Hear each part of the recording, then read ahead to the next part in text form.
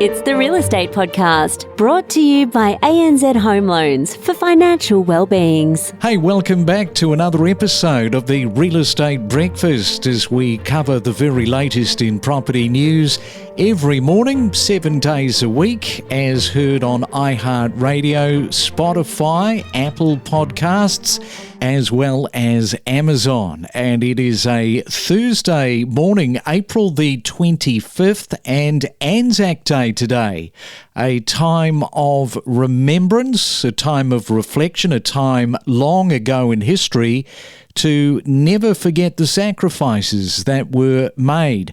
And if you got up nice and early this morning to attend one of the Anzac dawn services, well done to you. It always amazes me at just how many younger people these days are now attending dawn services around the country. Well, last week you may have heard and seen the massive rain that fell in Dubai. And we're going to, in just a moment, catch up with our friend there on the ground, Mario Volpi. But they had the biggest downpour in 75 years. And there was 255 millimetres in less than 24 hours. And if you saw pictures of the airport that was closed, what a sight. The entire region was thrown into chaos.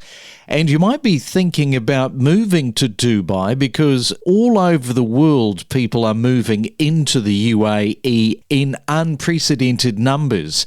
And Lillian is one of those people who moved to Dubai from the Gold Coast. So let's go to you, Lillian, in Dubai. A lot of rain, as I mentioned last week, that hit Dubai and the UAE. It's a very unfortunate outcome of climate change that we have to deal with these natural disasters more and more, and they're happening in every country. But for Dubai this week, it was crazy. You only have to go on social media to see thousands of videos of the roads flooded, water just pouring into people's homes, villas, apartments, shops. There's one crazy video of the Mall of the Emirates where water's just pouring into a shop. There's furniture flying off high-rise buildings because it wasn't only rain, it was wind, really strong winds. There were lightning storms. Of course, the Burj got hit several times, and cars with water nearly to the roof. Personally, it was quite scary for me. I'm in a high-rise apartment and I had water leaking through the facade. The light chandeliers were swaying.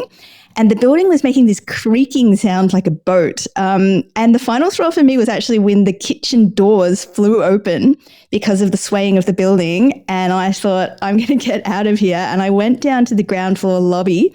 There were about maybe 30 other residents there that were just hanging out because they were too scared and they just wanted to be with other people. Yeah, that is such a scary situation. And Mario, let's come to you because you have said to me in the past that it only rains a few times each year, but it is, of course, raining more than that now.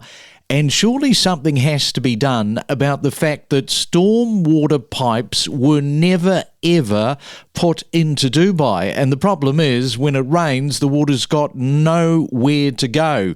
They've got to do something about that. Yeah, it does. I mean, I stand by what I say. Dubai doesn't get that much rainfall over the year. It is a few days. Actually, as I've been here over the years, it's increased. It's gone from, a day or two to 4 or 5 days to actually, when you add up the whole year, maybe into a week or two's worth of rain. But it does often lead to localized flooding and a bit of damage to buildings, especially villas and townhouses.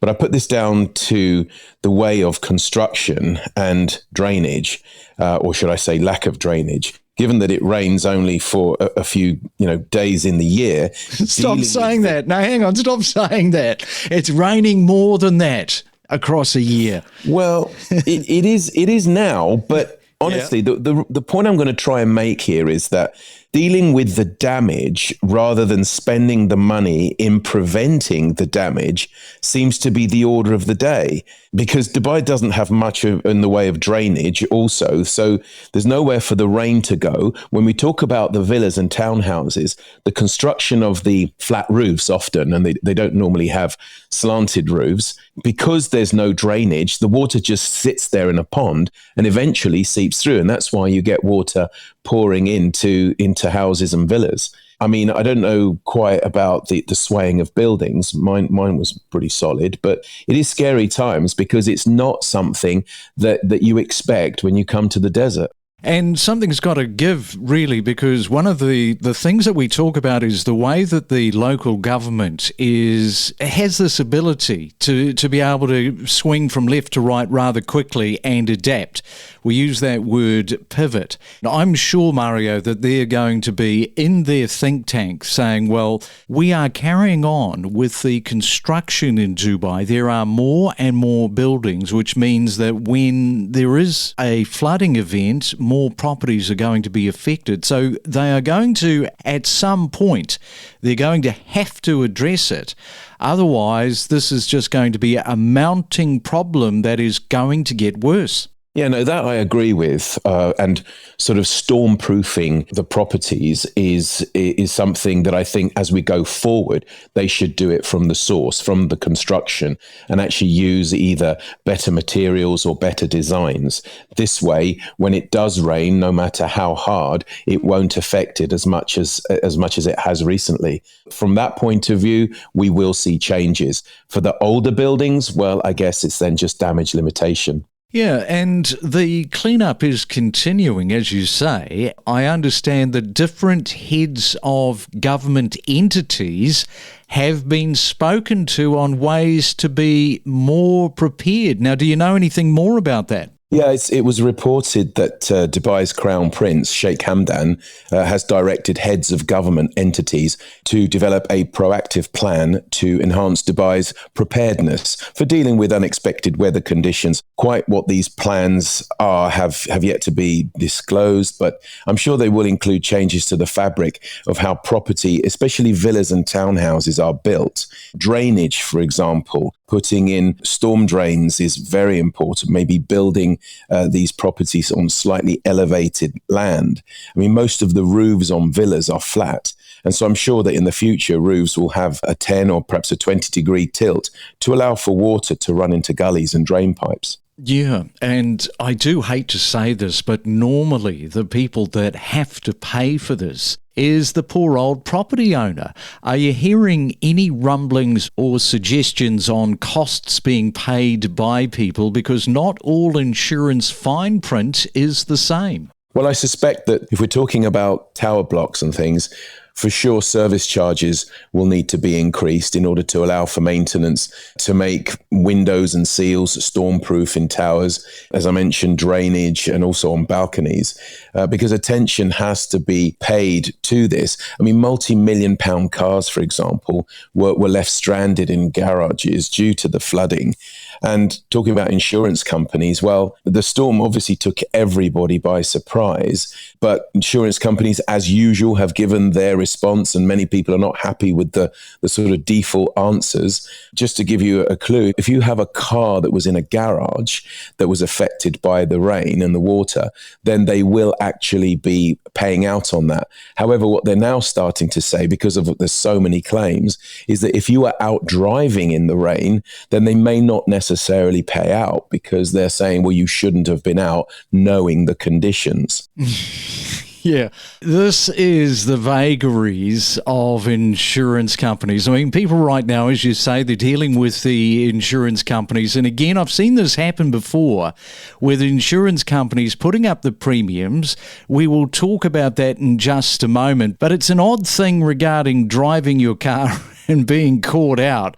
Yeah, so some developers, I understand, they're doing the right thing. So tell us a little bit more about that. Yes, Craig. I mean, at the beginning, it was Emaar. Emaar were one of the first developers to actually come out and say that they would help, closely followed by MAG. And they said they would repair all the properties in their communities which were damaged during the heavy rains, and more importantly, free of costs. Now, this will obviously go some way to alleviate the suffering that some homeowners or landlords have faced since the storm hit. But this action will no doubt put pressure on other developers to follow suit. Otherwise, future buyers may look unfavorably on those developers that have not helped during these difficult times, perhaps preferring to buy from companies such as Emaar or MAG in the future, knowing that should anything happen again, these companies would step up.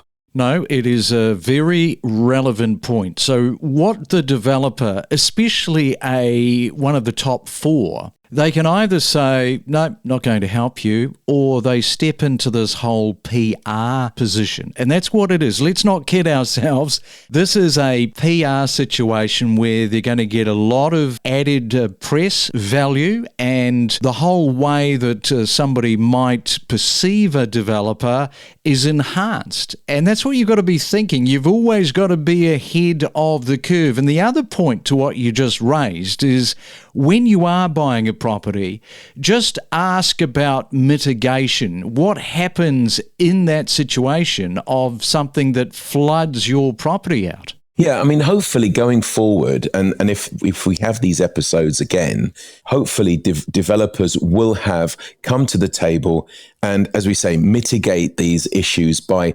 creating more storm drains, proper roofs, downpipes, guttering, this kind of thing, better seals. So hopefully we won't have that problem. But if they don't, then clearly the developers that have stepped up to the mark, like Emaar and MAG, are undoubtedly going to be ahead of other people, because I definitely wouldn't want to buy a property that either hasn't been built to the standards of these future weather conditions, because I don't want to paint the picture that these developers are not building good quality housing. They are, but these are extraordinary times. And of course, they've been inundated with this water. It's never happened as much as it has. So perhaps going forward, if they are going to change things or step up to the mark, then people will have that choice. But the ones that don't, I think are missing a trick. But you're right, it is a PR opportunity, and definitely one that the two developers that I mentioned have jumped on straight away. Yeah, because, MAG and Emaar, we're talking about them in a positive way because what they're doing for you. Now, that's the developers. I just want to come back to keeping a watchful eye on what you are being charged when it comes to premiums with your insurance policies.